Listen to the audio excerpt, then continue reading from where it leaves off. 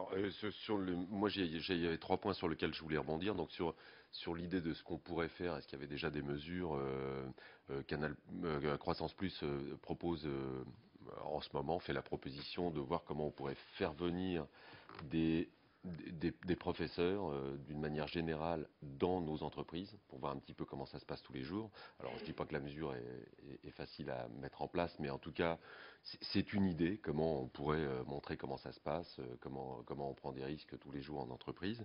Donc ça peut être un bout d'idée. Sur le CIR, et pour rebondir sur ce qui a été dit, on est effectivement complètement d'accord à Croissance Plus pour dire que les aides devraient être adaptées. Et il y a par exemple une mesure simple enfin une idée qu'on a émise, qui est de dire pourquoi on ne pourrait pas asseoir l'aide du CIR sur le taux nominal d'imposition de la société, ce qui réglerait en partie le problème. C'est-à-dire que si l'entreprise ne paie pas beaucoup d'impôts en France, elle est moins aidée. Et puis pour une PME qui paie son impôt normalement, elle est aidée à plein taux. Ça me semble une mesure simple à prendre pour rééquilibrer un petit peu les choses, sans faire la guerre justement entre les grandes entreprises et les PME. Mais au moins c'est une mesure qui me semble juste. Et puis sur le troisième point du JEI, là complètement d'accord aussi.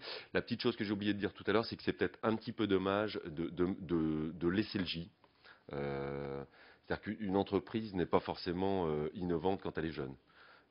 C'est vrai pour une start-up, mais on a des exemples à Croissance Plus, et je pense notamment à des gens qui étaient dans la tôlerie et qui se sont reconvertis dans la colle, donc dans le domaine automobile et aéronautique. Ces gens-là, par définition, n'ont pas droit au statut GEI parce qu'ils ont 30 ans d'existence, mais c'est pas parce qu'ils ont 30 ans d'existence qu'à un moment donné dans la vie de l'entreprise, ils ne font pas preuve d'innovation. Donc le J, il y a eu beaucoup de jeunisme pendant un temps. Je pense qu'une entreprise n'est pas forcément performante uniquement quand elle est jeune. Elle peut être performante quand elle a un petit peu plus d'existence. Voilà.